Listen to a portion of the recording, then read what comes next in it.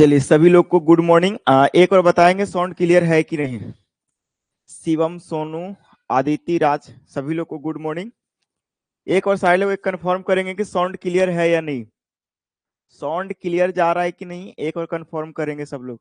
Yes sir, clear है। Video quality सब कुछ बताएंगे क्लियर है कि नहीं। चलिए सन्नी, सृष्टि कुमारी, चलिए सभी लोग को good morning. Pradeep, Shivam, S के शर्मा, चलिए सभी लोग को गुड मॉर्निंग। देखिए आप लोग फर्स्ट सेमेस्टर का एग्जाम अच्छे से गया होगा और आप लोग सेकंड सेमेस्टर में ये उम्मीद करके एडमिशन लिए होंगे कि पास हो जाएंगे। ठीक है, होना भी चाहिए पास। तो साउंड आ रहा है, चलिए बहुत बढ़िया अमित जी।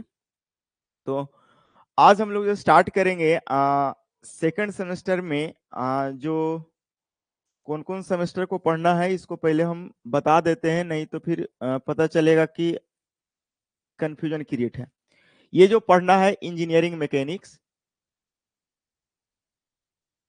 इंजीनियरिंग मैकेनिक्स जो आपको सब्जेक्ट पढ़ना है, याद रखिएगा, तब तक स्टूडेंट भी जुड़ जाएंगे।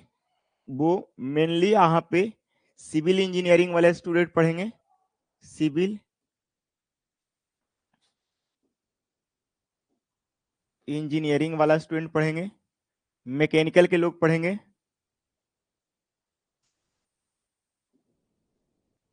मैकेनिकल इंजीनियरिंग के लोग पढ़ेंगे, और इलेक्ट्रिकल वाले लोग, तीनों को पढ़ना है आपको इंजीनियरिंग मैकेनिक्स।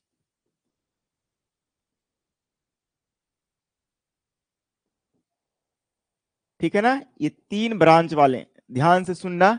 पहले ये जानना बहुत जरूरी है कि कौन कौन से ब्रांच वाले स्टूडेंट कौन कौन से सब्जेक्ट को पढ़ेंगे। ये सबसे पहली बात। राधे राधे। सब लोग को ये जानना बहुत जरूरी है। क्या ये लाइट ज्यादा है क्या? थोड़ा सा रुक जाना, आज पहला क्लास है, थोड़ा थोड़ा।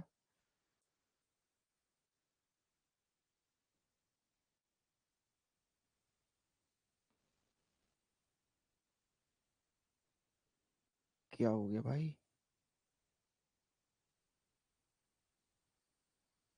कल कैमरा में हम कुछ सेटिंग करेंगे, थोड़ा सा थोड़ा सा एक लाइट को कम करने दो थोड़ा।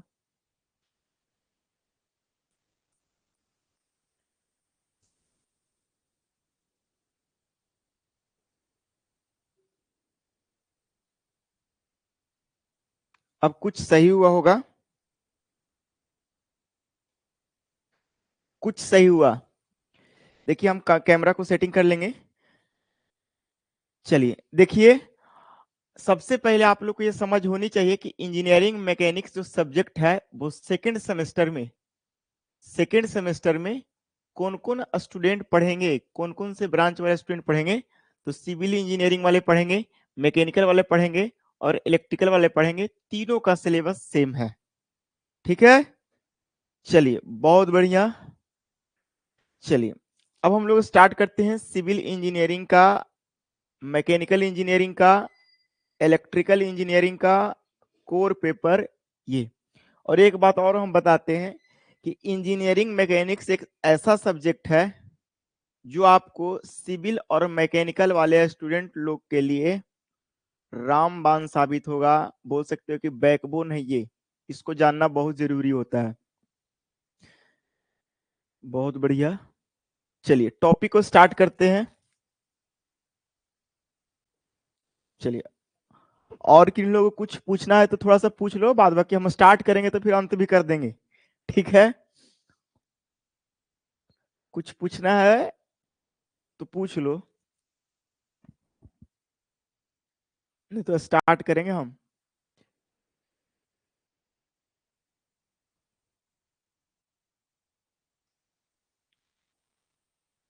स्टार्ट करें, चलिए देखिए स्टार्ट करते हैं। आज हम लोग स्टार्ट करेंगे इंजीनियरिंग मैकेनिक्स को।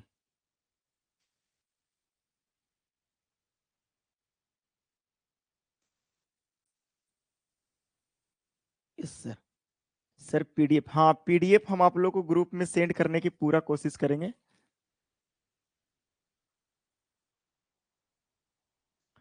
देखिए, सबसे पहले इस टॉपिक को अंदर के जो क्या क्या चीज पढ़ना है उसको न समझ करके इस टॉपिक कहाँ से निकल करके आता है उसको एक बार हम आप लोग को समझाने की कोशिश करते हैं, ठीक है ना। बहुत बेसिक सा चीज है, जहां से आप लोग पढ़ करके आए हैं वहां से हम चीजों को रिलेट करके और इस टॉपिक के इम्पोर्टेंस बताएंगे और पूरा इस यूनिट का, सॉरी, इस सब्जेक्ट का पूरा हम लोग इंट्रोडक्शन कंप्लीट करेंगे, ठीक है। हाँ, तो आइए स्टार्ट करते हैं। आप लोग सुने होंगे यूनिवर्स का नाम, यूनिवर्स का नाम सुने होंगे, यूनिवर्स का नाम सुने होंगे, जिसका हिंदी अगर जानते होंगे तो आप लोग बोलेंगे सर ब्रह्मांड होता है। क्या होता है सर? ब्रह्मांड होता है।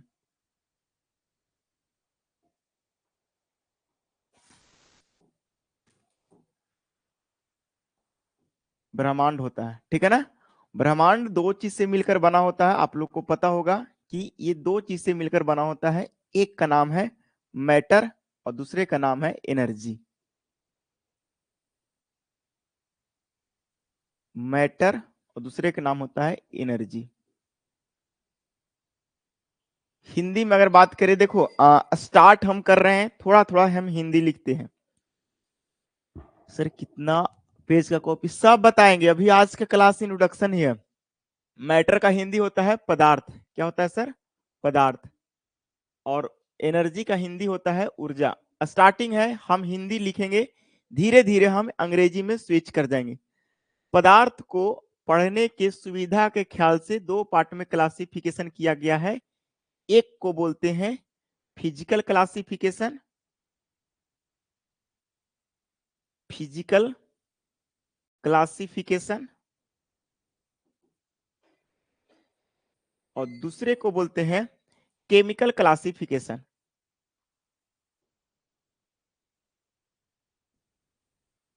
क्लासिफिकेशन। अभी कौन कॉल कर रहा है जी? ठीक है, एक को बोलते हैं फिजिकल क्लासिफिकेशन और दूसरे को बोलते हैं केमिकल क्लासिफिकेशन। फिजिकल क्लासिफिकेशन का हिंदी होता है भौतिक वर्गीकरण, भौतिक वर्गीकरण।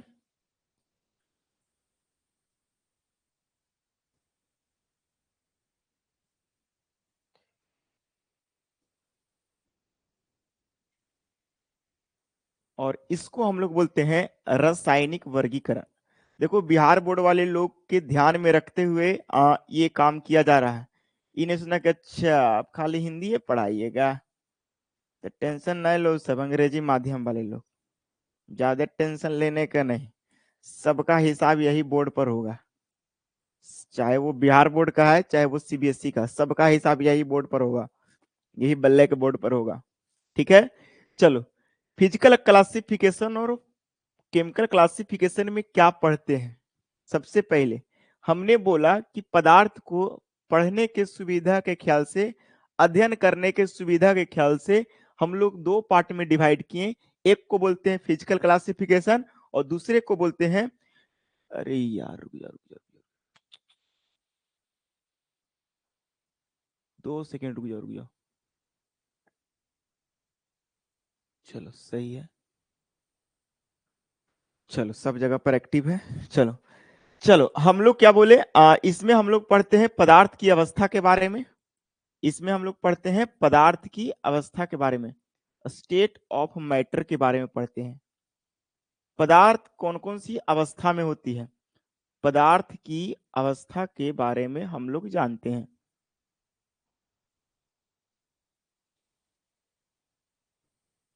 और इसमें हम लोग पढ़ते हैं प्यूरिटी ऑफ मैटर के बारे में।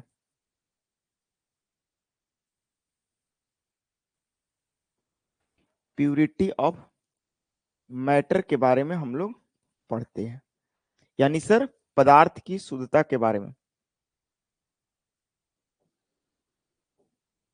शुद्धता के बारे में हम लोग पढ़ते हैं।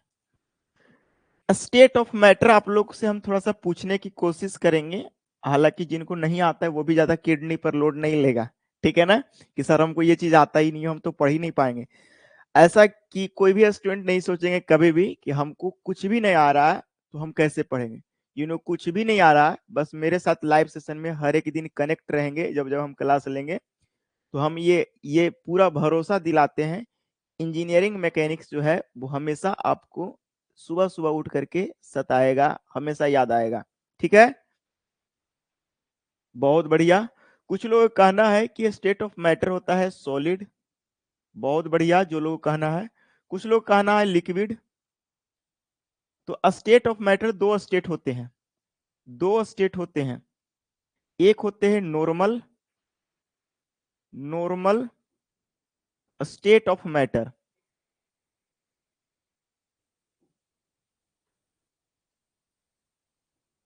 और एक होता है एब नॉर्मल, एब normal state of matter.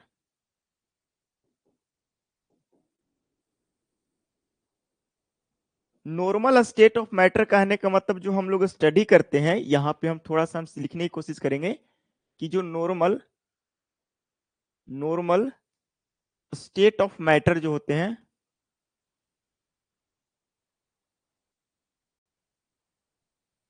Matter जो स्टडी करते हैं कहां पे सर, एट रूम टेम्परेचर पर स्टडी करते हैं। एक सवाल यहां से भी बहुत बार पूछा है एग्जाम में, आपके सेमेस्टर पता नहीं कैसे मजाक करते रहता है।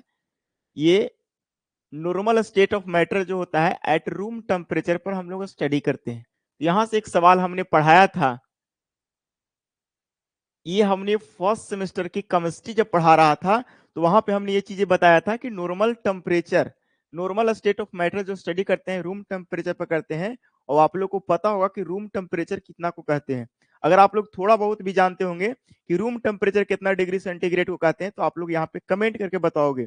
और जिन लोगों को नहीं आ रहा है कि हम नहीं जानते, तो वो लोग सिर्फ और सिर्फ सुनने की कोशिश करोगे। क्या करना है क्या नहीं करना सब कुछ हम बताएंगे, बस सिर्फ सुनो, कंसंट्रेशन के साथ सुनो। ये नहीं कि इन्हें सुन रहा हूं भोजपुरिया गाना सुन रहा है, वो सा नहीं। एक ही चीज सिर्फ सावन सर की आवाज सुनो जब लेक्चर देख रहे होंगे। ठीक है, हाँ, बहुत बढ़िया। सब लोग कहना है कि 27 डिग्री टेम्परेचर, लेकिन रूम का टेम्परेचर हमेशा एक जैसा नहीं रहता है, एक समान नहीं रहता है। तो इसीलिए बोला गया कि ये +-2 डिग्री से क्या होता है सर, चेंज होता है। +-2 डिग्री सेंटीग्रेड से चेंज होता है। इसीलिए अगर इसकी रेंज की बात करें, अगर इसकी रेंज की बात करें, तो जो रेंज होता है वो अगर हम माइनस करेंगे तो 25 डिग्री सेंटीग्रेड हो जाएगा, और प्लस करेंगे तो 29 डिग्री सेंटीग्रेड हो जाएगा। यानी अगर हम आपसे पूछा जाए कि बताओ रूम टेम्परेचर का रेंज कितना है, तो आप लोग बोलेंगे 25 डिग्री सेंटीग्रेड से लेकर के 29 डिग्री सेंटीग्रेड। लेकिन अगर आपसे कोई एग्जैक्ट डेटा पूछेगा कि बताओ कितना डिग्री सेंटीग्रेड होता है, तो उस समय बहस नहीं करना है। स्टैंडर्ड रूम टेम्परेचर की अगर हम बात करेंगे, स्टैंडर्ड स्टैंडर्ड रूम टेम्परेचर की अगर हम बात करेंगे, तो आपकी स्टैंडर्ड रूम टेम्परेचर की अगर हम बात करें तो वो हो जाएगी 25 डिग्री सेंटीग्रेड। ठीक है, और इसी इसी रूम टेम्परेचर पर जो स्टेट ऑफ मैटर स्टडी किया जाता है, वो 3 स्टेट किया जाता है स्टडी। एक को बोलते हैं सॉलिड, और एक को बोलते हैं लिक्विड, और एक को बोलते हैं गैस। तो आप लोग को एक चीज तो आपको समझ आया, ये रूम टेम्परेचर पर 3 स्टेट ऑफ मैटर हम लोग को स्टडी किया, जिसका नाम है ठोस। बिहार बोर्ड वाले रे सुगा ध्यान से सुनना, एक को बोलते हैं द्रव्य और एक को बोलते हैं गैस। बिहार बोर्ड वाले लोग, ये द्रव्य का मतलब होता है लिक्विड, और ये द्रव्य का मतलब होता है पदार्थ। दोनों को बढ़िया से बारीकी से ऑब्जर्व करने की कोशिश करना, what is the meaning of this द्रव्य एंड दैट द्रव्य। ठीक है, दोनों को अच्छे से समझने की कोशिश करना। बहस किसी से नहीं करना, समझना सबसे है, सीखना सबसे है। ये नहीं कि आप कोई बोलेगा कि हम तोप हैं तो उसके साथ तुम भी अब बारूद चलाने लगना, नहीं। बोल रहे हैं ना कि हम यहाँ पे पढ़ा नहीं रहे हैं। अभी शुरू के 10 क्लास, 10 क्लास आपके अंदर बारूद भरेंगे, फिर जहां पे भी रहेगा ना कोई सट जाएगा। ठीक है, तो हम ज्यादा भी बकैती काटेंगे नहीं, अभी कंटेंट के ऊपर फोकस करेंगे। अभी आपको मैच्योर करने के ऊपर फोकस करेंगे। जब आप खुद से मैच्योर हो जाओगे तो कहाँ पे क्या बोलना है क्या करना है वो डिसीजन खुद से लोगे, क्योंकि हर एक समय हम आपके साथ नहीं रहेंगे। ठीक है, हाँ, तो हर एक जगह पर आपको डिसीजन खुद से लेने के लायक बनाने के लिए हम लोग बहुत सारे स्ट्रेटजी लाए हैं, बहुत सारे प्लान है। उस प्लान के तहत हम लोग एग्जीक्यूट करेंगे, और उसके तहत आप लोग को मेहनत कराएंगे, और हम आपको बेस्ट करेंगे। हमको किसी दूसरे से मतलब नहीं है, हमारी कोशिश है कि हम आपको बेस्ट करेंगे। आप कितना वेस्ट करोगे इस पर डिपेंड करता है, मेरे साथ आप कितना मेहनत करोगे। ठीक है। तो 3 स्टेट आप लोग को पता चला रूम टेम्परेचर पर, और यही तीनों स्टेट के बारे में हम लोग अभी पूरा पढ़ेंगे। अब नॉर्मल स्टेट ऑफ मैटर के बारे में थोड़ा सा भी यहाँ पे जान लो, हालांकि इस सिलेबस के अंदर जानने की कोई जरूरत नहीं है, लेकिन इलेक्ट्रिकल वाले लोग, इलेक्ट्रॉनिक्स वाले लोग और भी अदर ब्रांच वाले लोग, सीएससी वाले लोग, सब लोग को यहाँ पे प्लाज्मा के बारे में स्टडी करना होता है। तो प्लाज्मा होता है, देखो इस वाले सेक्शन के ऊपर अभी हम बात नहीं कर रहे हैं, इस वाले सेक्शन की बात नहीं कर रहे हैं। अब हम थोड़ा सा स्विच करते हैं इस साइड में, इसको यहीं पे रहने देते हैं। चूंकि प्यूरिटी ऑफ मैटर को पूरा का पूरा, ये सब चीज पूरा का पूरा हम लोग पढ़ते हैं केमिस्ट्री में। ये पूरा का पूरा हम लोग कहाँ पे पढ़ते हैं सर? केमिस्ट्री में। पूरा का पूरा हम लोग कहाँ पढ़ते हैं सर? केमिस्ट्री में पढ़ते हैं। इसीलिए इसीलिए केमिकल क्लासिफिकेशन ऑफ मैटर को यहाँ पे हम इसको क्या करते हैं सर? क्लोज कर देते हैं। क्यों? क्योंकि सर आपने स्टार्ट करा है सब्जेक्ट इंजीनियरिंग मैकेनिक्स, तो जो भी बातें करेंगे इंजीनियरिंग मैकेनिक्स करेंगे। 10 दिन रुक जाओ, 10 क्लास रुक जाओ, 10 क्लास में घर में खाना भी खाओगे ना, तो उससे भी इंजीनियरिंग मैकेनिक्स में बात करोगे। इंजीनियरिंग मैकेनिक्स एक भाषा बन जाएगा आपके लिए। ये हम बोल नहीं रहे, बकैती नहीं काट रहे हैं, ये सही होगा। जो लोग 2017-18 में इंजीनियरिंग मैकेनिक्स हमसे पढ़ा है, वो पुराने स्टूडेंट भैया दीदी जो हमसे पढ़ा होगा, उससे पूछना, बताएगा इंजीनियरिंग मैकेनिक्स के बारे में। ठीक है, चलो हम लोग अभी हम थोड़ा सा इसको और इलेबोरेट करते हैं, नॉर्मल और एबनॉर्मल की कहानी को। Abnormal, abnormal, abnormal state of matter. Abnormal state of matter कहने का मतलब, या तो ये स्टडी करेंगे वेरी हाई टेम्परेचर पर, यानी ये स्टडी करेंगे एबनॉर्मल कंडीशन में। सीधा बात, किस कंडीशन में? तो लिखेंगे study eight abnormal condition. Study कहां पे हम लोग करेंगे बाबू? स्टडी एट, स्टडी एट एब नॉर्मल, नॉर्मल कंडीशन।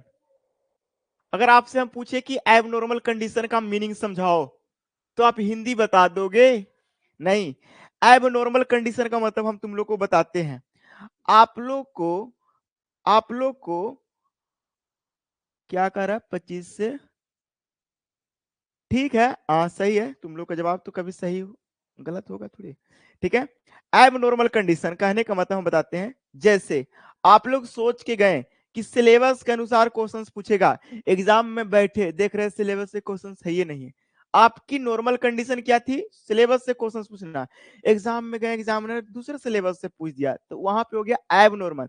आपकी इच्छा के विपरीत जाना, आपकी सोच के अपोजिट चल जाना, आपकी सोच से अलग होना, उसको बोलेंगे एबनॉर्मल। आपके लिए एबनॉर्मल हो गया। ठीक है, तो एबनॉर्मल कहने का मतलब, हम लोग नॉर्मल में पहले देख रहे थे कि 25 डिग्री टेम्परेचर को, रूम टेम्परेचर को हम लोग नॉर्मल कंडीशन बोल रहे थे, और हम लोग एबनॉर्मल कहेंगे दो चीज, या तो वेरी हाई टेम्परेचर को एबनॉर्मल बोलेंगे, या तो वेरी लो टेम्परेचर को बोलेंगे।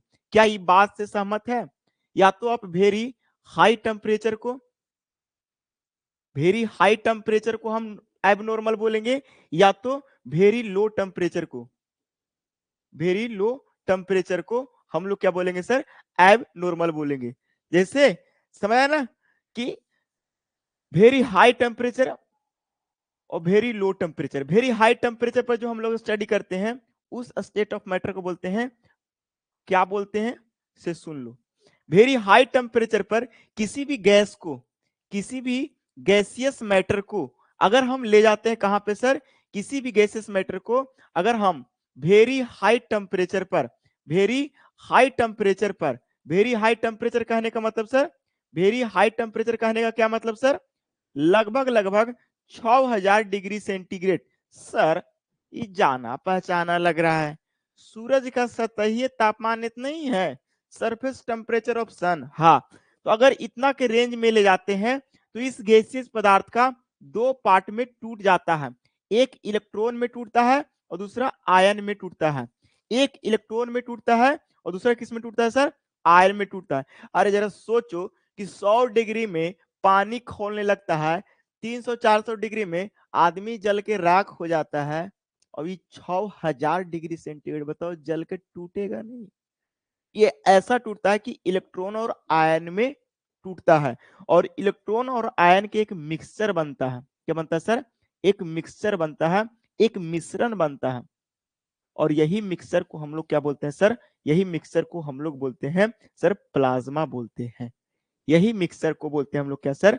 प्लाज्मा बोलते हैं। प्लाज्मा बोलते हैं। और इस प्लाज्मा का एक स्पेशल कैरेक्टर होता है जिसके बारे में हमने केमिस्ट्री में खूब अच्छे से पढ़ा था। तो अब बताओ कि ये भी एक स्टेट ऑफ मैटर है। ये भी क्या है सर? स्टेट ऑफ मैटर है। इसीलिए इसको हम लोग बोलते हैं फोर्थ स्टेट ऑफ मैटर, पदार्थ की चौथी अवस्था।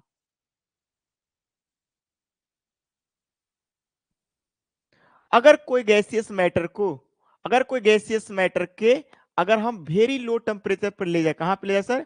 वेरी लो टेम्परेचर पर, वेरी लो टेम्परेचर पर अगर हम ले जाएं, बहुत कम तापमान पर ले जाएं, तो उसकी मोशन क्या होती है सर? वो मोशन रुक जाती है, वो सीज कर जाता है। यहां तक इलेक्ट्रॉन की मोशन भी क्या होती है सर? स्टॉप हो जाती है, रुक आती है। तो इस समय भी एक नया अवस्था मिलता है पदार्थ की, जिसको हम लोग बोलते हैं बोस आइंस्टीन कंडेंसेट।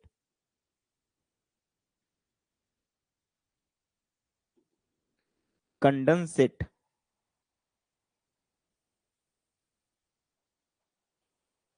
शॉर्ट में हम लोग इसी को बोलते हैं बी ई सी, बोस आइंस्टीन कंडेंसेट। ठीक है ना? हाँ, तो ये थी कुछ कहानी एबनॉर्मल की। हम लोग को इसकी बात नहीं करनी। इसकी बात कब करते हैं? जब हम अप्लाइड फिजिक्स पढ़ रहे होते। हम लोग अप्लाइड फिजिक्स नहीं पढ़ रहे हैं, हम लोग मैकेनिक्स पढ़ रहे हैं। फिर आप लोग को समझ सर, मैकेनिक्स भी तो अप्लाइड फिजिक्स का ही ब्रांच है। बिल्कुल सही कहा, अप्लाइड फिजिक्स का ही ब्रांच है। लेकिन हमारे सिलेबस में हमारे जो भी टॉपिक्स है उसमें ये सारे स्टेट एबनॉर्मल की नहीं बात करनी है। जो भी बात करनी है normal, normal state of matter की। तो जब कभी भी अगर बात करें नॉर्मल स्टेट ऑफ मैटर में, आपके दिमाग में चलनी चाहिए। अगर हम आपसे पूछे, हम लोग को फाइनली एक रिजल्ट तक पहुंचे, फाइनली हम लोग को एक चीज याद करनी है, एक चीज याद करनी है कि बताओ नॉर्मल स्टेट ऑफ मैटर कितने होते हैं? तो बोलेंगे कि sir normal state of matter जो होते हैं वो आप लोगों को कमेंट में आनी चाहिए। बताओ नॉर्मल स्टेट ऑफ मैटर कितनी है? स्टेट ऑफ मैटर कितनी है? तो बोलो नॉर्मल स्टेट ऑफ मैटर कितनी है? तो आप लोग को समझ आना चाहिए कि sir 3 normal state of matter हैं और तीनों को नाम आप लोग को बोलना होगा। कोई बहस कर देगा कि सर आपके टीचर तो 5 ही स्टेट ऑफ मैटर बताते हैं, देखो हम आग उगिल रहे हैं, हम 10 गो स्टेट ऑफ मैटर बता रहे हैं। तो उस सब के लिए ज्यादा टेंशन नहीं लेना। जितना आप हर एक दिन नए नए स्टेट ऑफ मैटर के डिस्कवर हो रहे हैं, लेकिन उसकी कहीं भी पूर्ण रूप से उसकी टाइटल नहीं मिली है, तो उसके बारे में हम लोग ज्यादा चर्चा नहीं करेंगे। जाओगे चैट जीपीटी से पूछोगे, एआई से पूछोगे, तो तरह तरह के स्टेट ऑफ मैटर आपको मिलेंगे। लेकिन इस बात को बोले ना कि अभी भटकने वाला साधन बहुत सारे मिल गया है। भटकने वाला साधन से अगर हम लोग भटक जाएंगे तो हमारा जो ओरिजिनल टारगेट है उस टारगेट से भटक जाएंगे। हमारे सब कुछ को ध्यान में रखते हुए टारगेट को विशेष ध्यान देना है। सब कुछ को ध्यान में रखते हुए टारगेट को ध्यान में रखना है, और सब कुछ का सहयोग टारगेट में कैसे करें, सब कुछ का उपयोग टारगेट में कैसे करें, टारगेट को अचीव करने में कैसे करें, उस पर हम लोग को फोकस करनी है। तो हम लोग को जो फोकस करने वाली बात हुई वो हुई कि स्टेट ऑफ मैटर अब हमारे दिमाग में चलना चाहिए कि 3 स्टेट ऑफ मैटर होते हैं। एक को बोलते हैं ठोस। अभी भी कमेंट अगर नहीं आ रहा है सॉलिड लिक्विड गैस का, तो समझो कि जो हम पढ़ा रहे हैं ना वो इक्वल टू जहर फील हो रहा है। और हम समझते हैं कि अगर इक्वल टू जहर फील हो रहा है ना, तो पढ़ना का कोई मतलब नहीं निकलता। तो अब आप लोग को एक चीज तो समझ आ गया, सॉलिड, लिक्विड और गैस,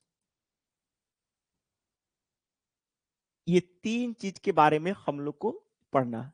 देखो अब हम लोग यही 3 के बारे में खूब चर्चा करेंगे अभी। ठीक है? अब आप लोग थोड़ा सा कुछ कुछ लिखो, तब हम टॉपिक को आगे बढ़ाते हैं। एक बात ध्यान देना, मेरा क्लास कभी भी 1 घंटा से कम नहीं होगा। बाई कभी भी एक आध दो बार ऐसा हो गया टेक्निकल फॉल्ट की वजह से या और किसी कारण बस, लेकिन ये हमेशा ध्यान देना, एक 1 घंटे के आसपास हमेशा क्लास होंगे। ठीक है? चलो बहुत बढ़िया। अब थोड़ा सा हम लोग बात करते हैं, थोड़ा सा अगर हम लोग बात करते हैं यहाँ पे हम लोग थोड़ा सा बात करते हैं।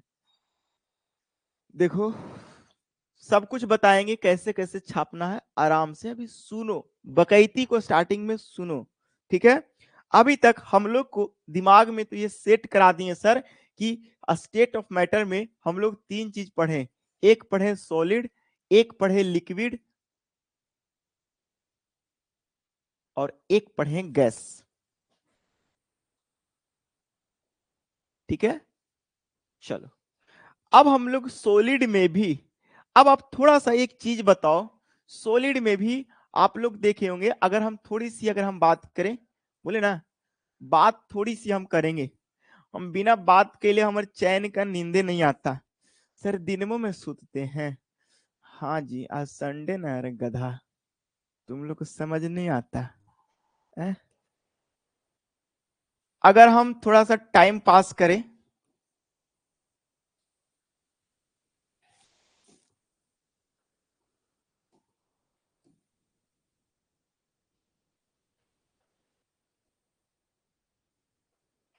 देखो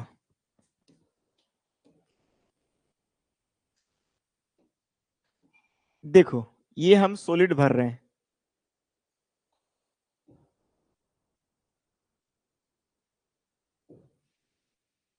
ठीक है।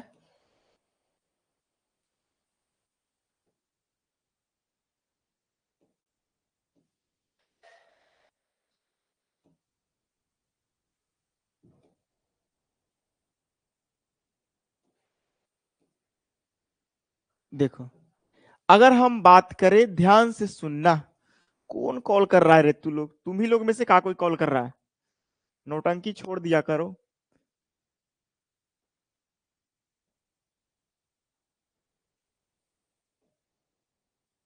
अगर हम बात करें कि कोई भी पदार्थ होते हैं, ये तो पदार्थ की ही अवस्था है, तो ऑब्वियस बात है कि पदार्थ होगी, तो ये जिस पार्टिकल से बना होता है इसको बोलते हैं इंटरमॉलिक्यूलर पार्टिकल।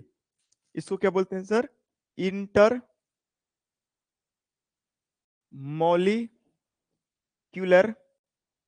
पार्टिकल। सर ये क्यों बता रहे हैं, इसका बहुत अच्छे से समझ आएगा जब हम टॉपिक के अंदर जंप करेंगे। ये बहुत छोटा चीज है, लेकिन जो कॉन्सेप्ट को रिलेट करेंगे, एक दूसरे से कनेक्ट करेंगे, उस समय ये सब चीज काम आएगा। इसमें भी ये क्या है सर, ये छोटे छोटे पार्टिकल से बोलते हैं ना, बनता है ना, उसको बोलते हैं मॉलिक्यूल।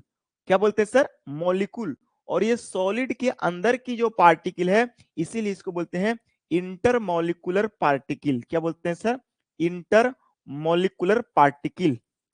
मॉली इंटर इंटरमेट्रिक करिएगा। हिंदी वाले लोग, हिंदी वाले लोग भी ध्यान से सुनना, अंतर आणविक,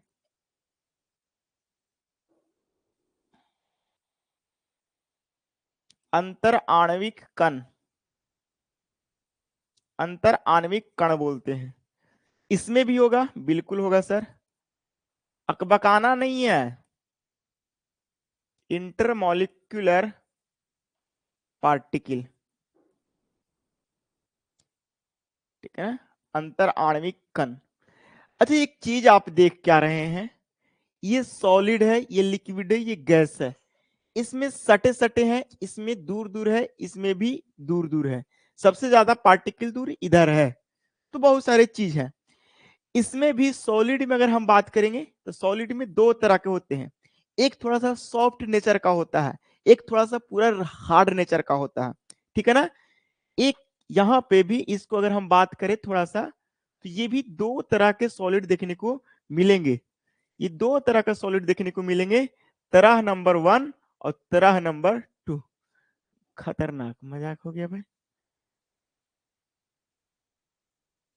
तरह नंबर 1 और तरह नंबर 2, ध्यान से सुनो। अब जरा देखो कि सॉलिड भी दो तरह के होते हैं, एक ऐसा सॉलिड है जिसमें थोड़ा बहुत भी फोर्स लगाएं तो अपने आप को क्या करता है, शेप एंड साइज को चेंज कर लेता है। अगर थोड़ा सा हम बात करें सॉलिड की, अगर थोड़ी सी डिफिनेशन बचपन की याद अगर करें, अभी बचपन की याद ही करना है क्योंकि हम वही शूट करके आए हैं, तो अगर थोड़ा बचपन की याद आ रहा होगा तो ये बोलेंगे कि सर सॉलिड के क्या क्या निश्चित होता है। अगर ठोस की क्या क्या निश्चित होता है जरा बताओ तो, क्या क्या फिक्स होता है बताओ। सॉलिड में क्या क्या फिक्स होता है बताओ, बताओ बताओ। सॉलिड में क्या क्या फिक्स होता है। अगर आपसे पूछे कि बताओ ठोस पदार्थ का डिफिनेशन बताओ तो क्या बोलेगा? सर हम नहीं पढ़े हैं, यही बोलेंगे। बस सीधा बात। पैसा हम आपको दिए हैं, पढ़ाइए। उस सब बात नहीं कही, कोर्स पहले ले लिए हैं। ठीक है। ज्यादा टेंशन नहीं लेना, बहुत बढ़िया। इसकी आयतन और आकार दोनों क्या होता है सर? फिक्स होता है। इसकी आयतन और आकार क्या होता है सर? दोनों फिक्स होते हैं। इसकी आयतन तो फिक्स होती है, लेकिन आकार जो होती है वो फिक्स नहीं होती। अगर हम गैस की बात करें तो इसकी ना ही आयतन फिक्स होती है और ना ही इसकी आकार फिक्स होती है। दोनों में से कोई फिक्स नहीं होती। तो एक चीज समझ आया, सॉलिड से एक चीज समझ आया कि अगर हम इस पर कुछ भी कर देंगे तो इसकी कोई भी चीज चेंज नहीं होने वाला है। लेकिन हम लोग ठहरे इंजीनियर, एकरा में लगाना चालू करेंगे ताकत। एकरा में हम क्या लगाना चालू करेंगे सुखा बताओ? इसमें हम लगाना चालू करेंगे ताकत। अब इस पर हम ताकत लगाना चालू किए, इस पर हम क्या लगाना चालू किए सर? ताकत लगाना चालू किए, ताकत लगाना चालू किए, जिसको हम लोग बोलेंगे फोर्स। क्या बोलेंगे सर? फोर्स। आगे चल करके सब पर सबको हम डिफाइन करेंगे। अभी हम सिर्फ अपने भाषा से रिलेट कर रहे हैं। इस पर लगाना चालू करेंगे ताकत, और एक हो सकता है टूट जाए या तो नहीं टूटे। अगर कोई भी वस्तु पर अगर हम फोर्स लगाएं तो हमारे पास पॉसिबिलिटी नाम की दो चीज होंगे। पॉसिबिलिटी नाम की दो चीज होंगे। पहला टूटने की चांस होगी, दूसरा नहीं टूटने की चांस होगी, तीसरा तनी मनी चेंज होने की चांस होगी। जैसे अगर कोई छोटा बच्चा से आप बहुत प्यार करते हैं, आप जाकर कान ऐंठ रहे हैं, इसका मतलब सर आप उसमें फोर्स लगा रहे हैं। ऐंठ रहे हैं, बेचारा बर्दाश्त कर रहा है। ऐंठ रहे हैं, बेचारा बर्दाश्त कर रहा है। एक समय और ऐंठे तो ओकर अब धीरे धीरे नाक मुंह टेढ़ा होना चालू करेगा। एक समय ऐसा केकियाना चालू कर देगा। देखो कि किसी भी चीज पर अगर आप फोर्स लगाना चालू करोगे, और फोर्स धीरे धीरे फोर्स की मैग्नीट्यूड को बढ़ाना चालू करोगे, तो उसमें परिवर्तन देखने को मिलेगा। तो जब तक वो बर्दाश्त कर रहा है तब तक उसको बोलेंगे रिजिड। जब तक वो बर्दाश्त कर रहा है तब तक वो बोलेंगे रिजिड। और जैसे ही बर्दाश्त से बाहर होगा तो उसको बोलेंगे वो परिवर्तन कर गया। इसका मतलब बोलेंगे सर वो डिफॉर्म कर गया। जैसे आप लोग स्टूडेंट हैं, हम होमवर्क दे रहे हैं, बोले बनाओ बनाओ बनाओ, कुछ करने से कोई फर्क नहीं पड़ रहा, नहीं बना रहा। उन्हें से लाए एकदम डंडा हौकना चालू किए।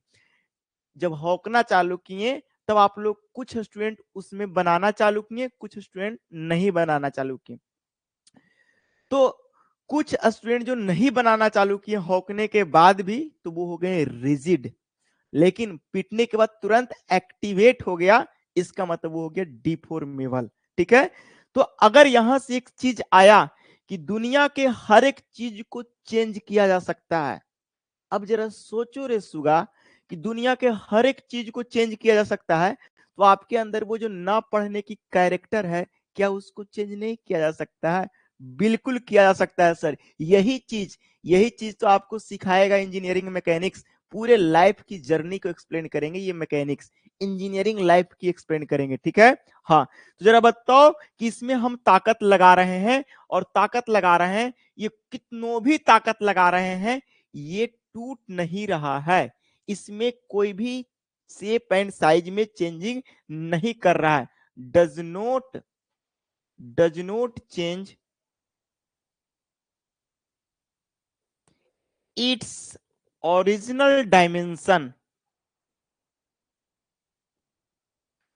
ओरिजिनल डायमेंशन में इसकी कोई चेंजिंग नहीं आया। तो अगर किसी भी सॉलिड के ऊपर अगर उस पर फोर्स लगाएं, और फोर्स लगाने के बाद उसकी ओरिजिनल डायमेंशन में चेंजिंग नहीं आया, तब हम उसको बोलेंगे कि वो तो सॉलिड होगा ही, ओकरा हम स्पेशल नाम से बनाएंगे, उसको बोलेंगे रिजिड सॉलिड। उसको हम क्या बोलेंगे रे सुगा? उसको हम लोग बोलेंगे रिजिड सॉलिड। जैसे क्लास में कुछ कर दो, नहीं पढ़ेगा नहीं पढ़ेगा नहीं पढ़ेगा, तो उसको बोलते हैं कि क्लास का ये बैक बेंचर स्टूडेंट होता है। उसी तरह से इसको अलग नाम से जानते हैं हम। आप लोग भी पढ़ते होंगे तो हर एक लोग को अलग अलग नाम बताते होंगे और पुकारते भी होंगे उसके कैरेक्टर के अनुसार से। तो इसके डायमेंशन में चेंज नहीं हो रहा, तब इसको हम लोग बोलते हैं रिजिड। इस कैरेक्टर की वजह से इसको बोलते हैं रिजिड, और एक्चुअल में है सॉलिड, इसीलिए इसको बोलते हैं रिजिड सॉलिड। लेकिन ऐसा भी है कि कोई सॉलिड में हम फोर्स लगाएं, फोर्स लगाए कहने का मतलब सर फोर्स को अप्लाई किए, force apply on it. Force को हमने क्या किया सर? Force applied. फोर्स जैसे अप्लाइड इस पर किए तो इसकी क्या हुआ sir? Original dimension. Original dimension क्या हो गया सर? ओरिजिनल डायमेंशन क्या हो गया सर? क्या हो गया सर? ओरिजिनल डायमेंशन क्या हो गया सर? चेंज हो गया। जब ओरिजिनल डायमेंशन जब चेंज हो जाएगा तब उसको हम लोग क्या बोलेंगे सर? तब उसको हम लोग बोलेंगे डिफॉर्मेबल सॉलिड। क्या बोलेंगे sir? Deformable solid. Deformable solid. एक एक चीज को समझो। अभी तक हमने स्टेट ऑफ मैटर की ऑपरेशन कर रहे हैं। हमने ये देखा कि नॉर्मल स्टेट ऑफ मैटर हम लोग को तीन दिखा, सॉलिड, लिक्विड और गैस। और सॉलिड में भी हम फोर्स लगा रहे हैं तो इसमें दो कंडीशन हो रहा है, एक में डायमेंशन चेंज हो रहा है, एक में डायमेंशन चेंज नहीं हो रहा। इसका हम एग्जांपल बताते हैं। जैसे हम एक रबड़ लेते हैं इरेज करने वाला, जैसे पेंसिल से लिखते थे ना बचपन में, तो अप्सरा क्या आता था, नटराज क्या आता था, और नहीं जाने डोम्स क्या आता था, ना जाने कितने तरह का आता था। तो उस पर दबाएगा तो उसकी डायमेंशन चेंज हो जाती थी, लेकिन है सॉलिड। तो वैसे सॉलिड को हम लोग बोलेंगे डिफॉर्मेबल सॉलिड। लेकिन एक ले लो ईंट। क्या ले लो? ईंट। अगर ईंट पर आपने फोर्स लगा रहा है, फोर्स लगा रहा है, लेकिन उस पर कोई चेंजिंग नहीं आ रहा है, उसकी डायमेंशन चेंज हो ही नहीं रहा, तो वो डायमेंशन जब चेंज नहीं हो रहा तो उस सॉलिड को बोलेंगे रिजिड सॉलिड। यहां तक तो हम लोग ये नॉर्मल स्टेट ऑफ मैटर की कॉन्सेप्ट को पढ़ा। लेकिन अब हम लोग धीरे धीरे टॉपिक की तरफ मूव करेंगे कि सर यही रिजिड सॉलिड के लिए हम लोग पढ़ना पड़ता है। रिजिड सॉलिड के लिए ही हम लोग पढ़ेंगे engineering mechanics. Engineering engineering mechanics जो आपको कहां पे पढ़ना है सर? सेकेंड सेमेस्टर में पढ़ना है। रिजिड सॉलिड के लिए हम लोग क्या पढ़ेंगे sir? Engineering mechanics. Deformable solid के लिए क्या पढ़ेंगे सर? इसके लिए पढ़ेंगे स्ट्रेंथ ऑफ मटेरियल या सॉलिड मैकेनिक्स या mechanics of solid. Mechanics of solid पढ़ेंगे इसके लिए। अरे यार इरेज हो जा रहा है। इसके लिए क्या पढ़ेंगे sir? Mechanics of solid. Mechanics of solid पढ़ेंगे। इसके लिए ये दोनों लिक्विड और गैस, ये दोनों के पास क्या होता है सर? ये दोनों के पास फ्लो एबिलिटी होता है। क्या ये बात समझ आती है?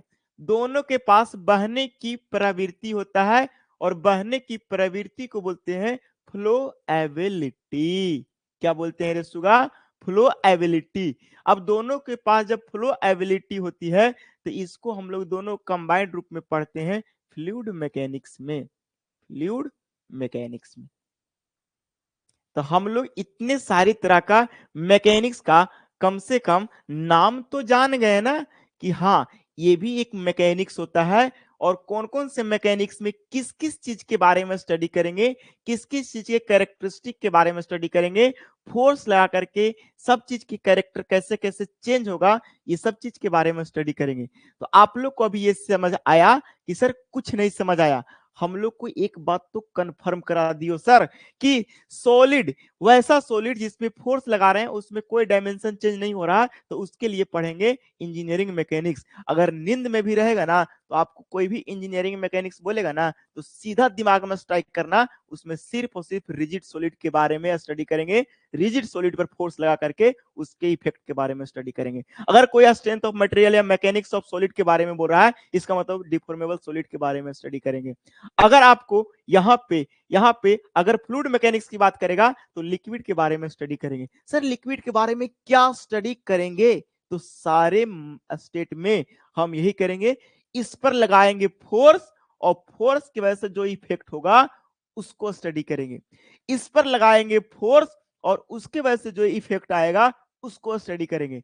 इस पर लगाएंगे फोर्स और फोर्स की वजह से जो इफेक्ट आएगा उसको स्टडी करेंगे। अब समझ आया किसको स्टडी करना है? यस सर, एक बात तो आपने कंफर्म कराया, एक बात तो कंफर्म कराया सर कि इंजीनियरिंग मैकेनिक्स जो हम लोग को पढ़ना है, इंजीनियरिंग मैकेनिक्स जो हम लोग को पढ़ना है, इंजीनियरिंग मैकेनिक्स जो हम लोग को पढ़ना है, ध्यान से सुनिएगा, इंजीनियरिंग मैकेनिक्स जो हम लोग को पढ़ना है इसमें करेंगे क्या? तो इसमें हम लोग क्या करेंगे सर, रिजिड बॉडी के ऊपर, इस रिजिड बॉडी के ऊपर, रिजिड बॉडी के ऊपर, क्या इसके ऊपर सर, इस रिजिड बॉडी के ऊपर लगाएंगे फोर्स। क्या लगाएंगे सर? इसके ऊपर लगाएंगे हम लोग क्या सर, इसके ऊपर लगाएंगे फोर्स। क्या लगाएंगे सर? फोर्स।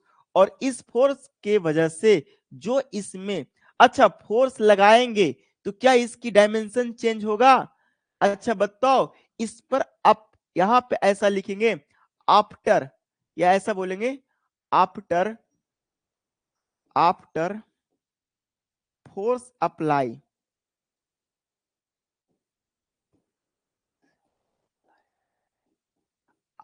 फोर्स अप्लाई करने के बाद क्या इसकी डायमेंशन में चेंज होगी? नहीं सर। जब बात कह दिया रिजिड की, इसका मतलब वो यही बोल रहा है कि हम उतना ही फोर्स लगा रहे हैं कि जेकरा से इसकी डायमेंशन में, इसकी कोई डायमेंशन में चेंजिंग नहीं होगा। तो अगर कोई बॉडी रिजिड है, अगर कोई बॉडी रिजिड है, इसका मतलब आप उसको इतना ही फोर्स लगा रहे हो कि उससे उस बॉडी पर डायमेंशन में कोई चेंजिंग नहीं आएगा। तो इस डायमेंशन में कोई चेंजिंग नहीं आया तो बाद बाकी चीजें में चेंजिंग आया कि नहीं? अगर हम सीधा से बात कहें कि अगर कोई ये कोई वस्तु है और इस पर हम फोर्स लगा रहे हैं, दम आराम आराम से सोचो, इस पर हम क्या कर रहे हैं सर, फोर्स लगा रहे हैं, तो दो बात, बात नंबर फर्स्ट और बात नंबर सेकेंड। बात नंबर फर्स्ट कि इसकी डायमेंशन में चेंजिंग होगा, बात नंबर फर्स्ट क्या हो सर, डायमेंशन क्या होगा सर, चेंज करेगा। बात नंबर फर्स्ट, क्या रिजिड बॉडी में डायमेंशन चेंज होगा? नहीं सर, ये पॉसिबिलिटी खत्म। दूसरा, इसमें सर मोशन आएगा। क्या आएगा सर? मोशन आएगा। क्या आएगा सर? मोशन आएगा, या ट्राई टू मोशन करेगा, मोशन में लाने की कोशिश करेगा। तो यहां पे फोर्स लगाने के बाद इसके ऊपर जितना भी रिजिड बॉडी के ऊपर जो इफेक्ट दिखेगा, after applied, after force is applied, जब फोर्स हम अप्लाई करते हैं तो इतनी सारी पॉसिबिलिटी आती है, तो डायमेंशन जब चेंज नहीं आएगा तो ये होगा। तो यही क्या है सर, ये क्या है सर, फोर्स का इफेक्ट है। बताओ फोर्स का ये क्या है सर, इफेक्ट ऑफ फोर्स। बताओ हमने क्या बोला, चीजों को समझने की कोशिश करो। बड़ा मस्त पढ़ावा तड़ा गुरुजी, चलो बहुत बढ़िया। जरा सोचो कि इस पर जब हम फोर्स लगाएं तो डायमेंशन चेंज नहीं हुआ तो क्या होगा? तो उसमें कुछ ना कुछ तो दिखबे ना करेगा। तोरे कान पकड़े, तू कुछ नहीं कर रहा है और ऐंठ रहे हैं, तू बाहर से कुछ नहीं, लेकिन अंदर से कुछ ना कुछ प्रभाव तो दिखबे ना करेगा। बिल्कुल दिखेगा सर। तो वही जो इफेक्ट होगा ना, बिना कोई चेंजिंग का जो इफेक्ट दिखेगा ना, वही इफेक्ट को हम लोग पढ़ेंगे इंजीनियरिंग मैकेनिक्स में। तो जब कभी भी आप लोग से अगर कोई पूछेगा कि इंजीनियरिंग मैकेनिक्स में करेंगे क्या, पूरे इंजीनियरिंग मैकेनिक्स में एक ही बात याद रखना है कि रिजिड बॉडी पर फोर्स लगाएंगे और फोर्स की वजह से जो इफेक्ट आएगा उसी के बारे में हम स्टडी करेंगे। बोलो यहां तक चीजें क्रिस्टल क्लियर हुआ कि नहीं हुआ? अगर क्लियर हुआ तो हम टॉपिक को आगे बढ़ाएंगे। ठीक है, अब हम लोग इसकी इफेक्ट पर बात करेंगे कि इफेक्ट क्या क्या हो सकता है।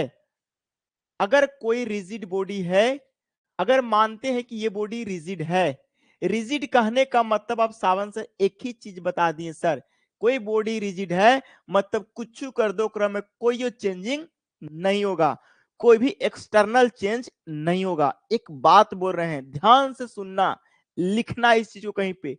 सावन सर बोले हैं एक्सटर्नल चेंज, इंटरनल चेंज होते रहेगा, एक्सटर्नल चेंज दिखाई नहीं पड़ेगा। इसमें कुछ चेंज हो रहा है, मन की आंखों से देखना पड़ेगा, कुछ चीजें अपनी आंखों से भी दिखाई पड़ेगा। तो बहुत सारे चीजें मैकेनिक्स में मन की आंखों से दिखाई पड़ेगा, बहुत सारी चीजें अपनी आंखों से दिखाई पड़ेगा। दोनों का मजा खूब लेंगे, आंखों को मजा खूब लेंगे हम लोग, टेंशन नहीं लो। ठीक है, तो आप जरा बताओ, अगर इस रिजिड बॉडी के ऊपर हमने लगा रहा है क्या सर? हमने लगा रहा है फोर्स। हमने क्या लगा रहा है सर? इस पर लगा रहा है फोर्स। तो फोर्स की वजह से हमारा क्या क्या इफेक्ट देखने को मिलेगा? तो सर इफेक्ट बहुत सारे देखने को मिलेगा।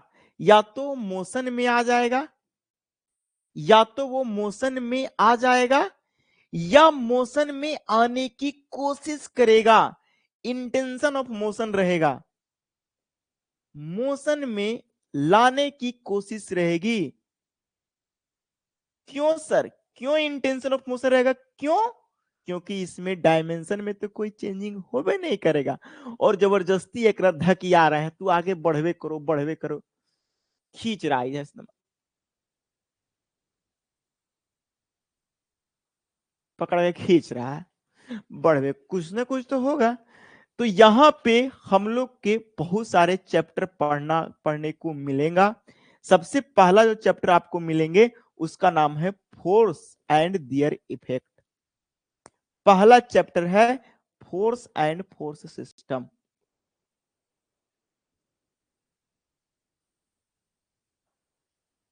आपके सिलेबस में पढ़ना है। दूसरा जो आपको सिलेबस में पढ़ना है जिसका नाम है स्टैटिक इक्विलिब्रियम। दूसरा जो चैप्टर का नाम है स्टैटिक इक्विलिब्रियम।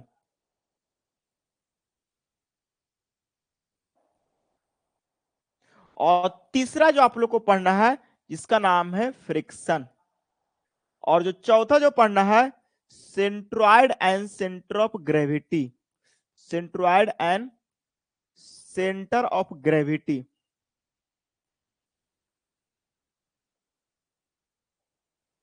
और इसी में एक और है एंड मोमेंट ऑफ इनर्सिया भी पढ़ना है, मोमेंट ऑफ इनर्सिया। और लास्ट में आप लोग को पढ़ना है simple lifting machine.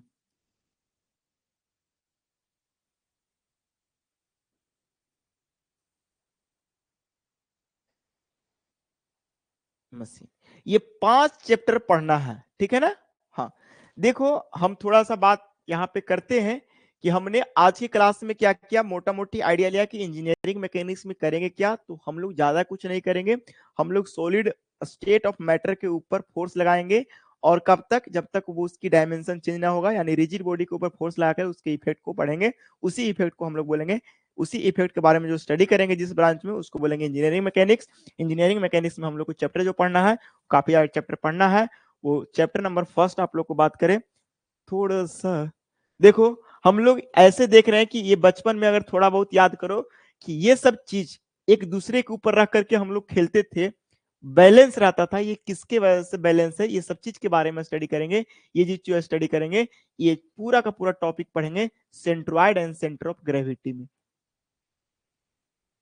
Centroid and centre of gravity में, और मोमेंट ऑफ इनर्शिया में। और मोमेंट ऑफ इनर्शिया, एमओआई कहने का मतलब होता है मोमेंट ऑफ इनर्शिया। ठीक है, ये सब चीज हम लोग पढ़ेंगे फोर्स सिस्टम में। फोर्स सिस्टम में ये सब चीज पढ़ेंगे, कहां पढ़ेंगे सर? फोर्स सिस्टम में पढ़ेंगे। ये सब चीज हम लोग पढ़ेंगे फोर्स सिस्टम में, ठीक है ना। इक्विलिब्रियम में भी पढ़ेंगे,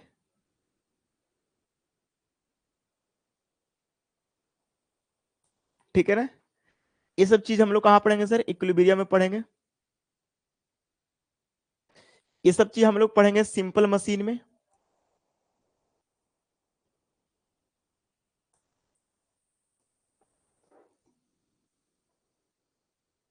ये सब कॉम्प्लेक्स मशीन है, इसके बारे में नहीं करेंगे। ये सिंपल लिफ्टिंग मशीन के बारे में हम लोग स्टडी करेंगे, ठीक है ना।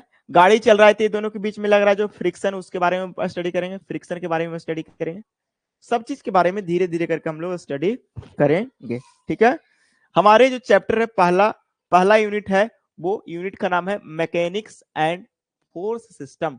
मैकेनिक्स का बेसिक इंट्रोडक्शन चलेंगे और फोर्स सिस्टम के बारे में स्टडी करेंगे।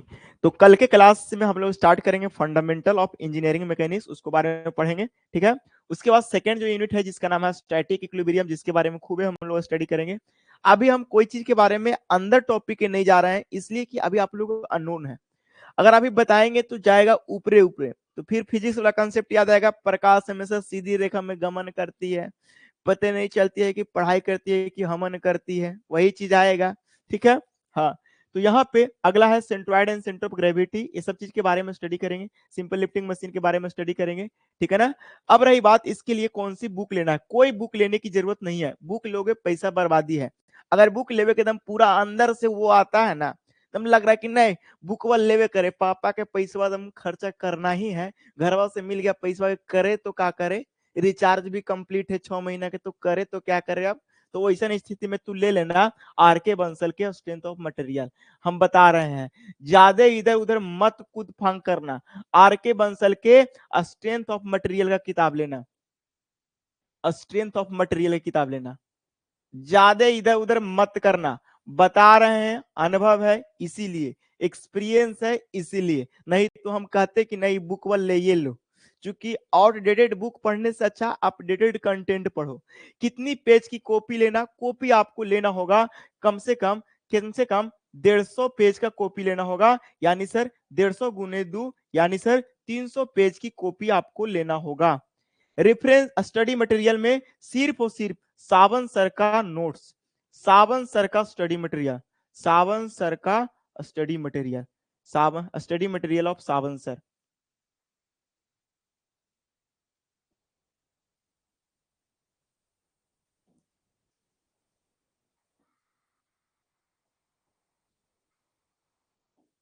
ठीक है ना, बस इतना ही चीज आप लोग को करना है, ठीक है ना।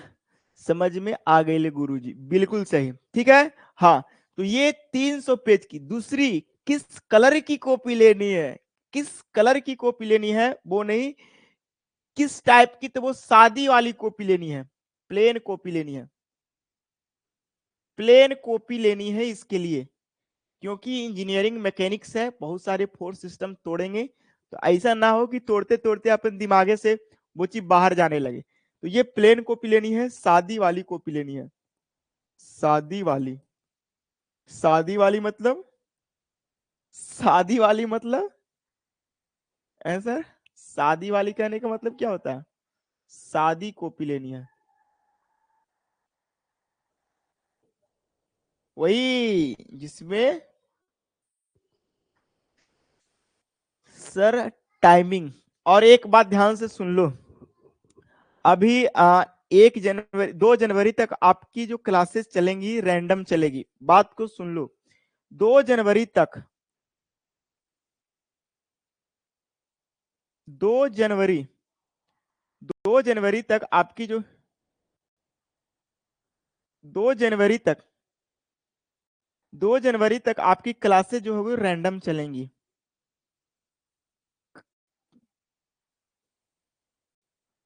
उसके बाद आपकी जो क्लासेस चलेंगी शाम के इवनिंग में, ई इवनिंग में चलेंगे 7:30 PM से। अगर कोशिश करेंगे 7 बजे से भी क्लास लेने का, 7 PM से ही कोशिश करेंगे लेने का, क्योंकि फिर आप लोग को 7 से 8 कर देंगे, फिर खाना वाना बनाना होगा, रोटी वोटी जो बनाना होता है शाम का वो बनाएगा, पार्टनर वार्टनर में जान में करता है, बर्तन वर्तन भी धोना वोना रहता है, उस सब के लिए प्रॉपर टाइम देंगे। 7 से 8 एकदम आराम से फ्रेशली पढ़ाई के लिए निकालना अच्छा लगेगा। और अगर आप लोग को लगेगा कि नहीं सर हम लोग को टाइम में थोड़ा दिक्कत हो रही है, टाइम चेंज करना है, तो बीच में बता सकते हो।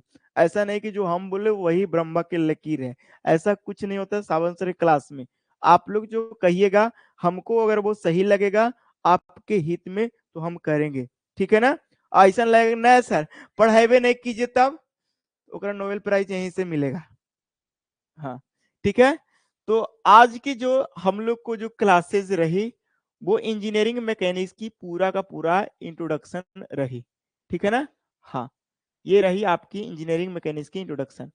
अगले क्लास में जो हम लोग स्टार्ट करेंगे वो फंडामेंटल ऑफ इंजीनियरिंग मैकेनिक्स, दूसरी एक और बात आप लोग को हम समझाने की कोशिश करते हैं, ठीक है ना। हाँ हमारा जो इंजीनियरिंग मैकेनिक्स पढ़ाने का अंदाज औरों से अलग रहता है। पहली बार जैसे हमने केमिस्ट्री पढ़ाया था, बहुत कम चीज बहुत कम कंटेंट पढ़ाया था। अगर और लोग को नोट्स देखेगा और मेरा नोट्स देखेगा तो दोनों में 50% हम पढ़ाए थे, लेकिन अगर आप वहां से देखोगे कि उस 50% की नोट्स में क्या आए थे, तो यहाँ पे वैसा नहीं करेंगे। ये आप लोग के कोर पेपर है, इसमें हर एक छोटी से छोटी बेसिक को भी पढ़ाना पड़ेगा, क्योंकि ये ब्रांच पेपर की ये फंडामेंटल चीज होती है। इसीलिए आपके मन से मैकेनिक्स ना पढ़ा करके मैकेनिक्स हम अपने मन से पढ़ाएंगे, ठीक है। हाँ अगर आप लोग को समझ में नहीं आएगा तो आप बोलेंगे, आप जितना बार पूछेंगे हम उतना बार पढ़ाएंगे। लेकिन अगर तुम हाँ हाँ मेरा अगर कोई भी डाउट्स होगा तो आप इस नंबर पर आराम आराम से पूछ सकते हैं, ठीक है ना। कोई भी डाउट्स होगा 7273956096 ये मेरा नंबर है, और इस नंबर पर कॉल भी लगेगा और डॉट्स भी इस नंबर पर भेज करके आप पूछ सकते हैं, ठीक है।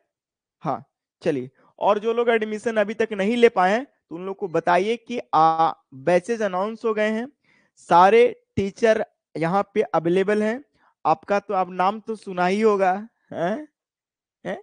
नाम तो सुना ही होगा, ठीक है। नाम तो सुना ही होगा भाई, हैं। हाँ जानकारी के लिए बता दे, सावन सर मैकेनिक्स पढ़ा रहे हैं, सावन सर, ये जानकारी के लिए नाम तो सुना ही होगा, ठीक है। हाँ चलो आज क्लास यहीं पे एंड करते हैं, अगले क्लास में हम लोग फंडामेंटल की तरफ मूव करेंगे। और जो लोग अभी तक कोर्स नहीं लिए हैं उन लोग कोर्स लेने के लिए बोल दीजिए, जबरदस्ती किन्हीं लोग को नहीं करिएगा। नहीं किन्हीं लोग को लगता है कि और दूसरे दुकान में जाकर के हम वहां से खरीदें तो वहीं से खरीदने दीजिएगा, जबरदस्ती नहीं करिएगा। लेकिन जो लोग यहाँ खरीदने के लिए रेडी है, खरीदने के मूड में है, उनको सारा कुछ सब कुछ अच्छा लग रहा है, तो उनको बोलिए कि जल्दी से खरीद लो। लाइव क्लास में इस बार काफी एनर्जेटिक तरीके से पढ़ाया जाएगा। पिछले बार केमिस्ट्री लास्ट मोमेंट में हमने अच्छे तरीके से संभाल करके आप लोग को भेजा था, ऑब्जेक्टिव भी लिमिटेड कंटेंट में दिया था। तो हम कोशिश करेंगे कि इस बार इंजीनियरिंग मैकेनिक्स को एक अलग लेवल में लेकर जाएं, ठीक है। चलो सेशन को हम एंड करते हैं। रूटीन मिल जाएगा 2 के बाद। क्लासेस वीक में कितना दिन होगा, वीक में 7 दिन हो सकता है, वीक में 5 दिन हो सकता है, वह डिपेंड करेगा कि पहले सब रूटीन बता दिया जाएगा, उसी सिस्टमेटिक रूटीन से पढ़ाई होगी, आप टेंशन ना लो।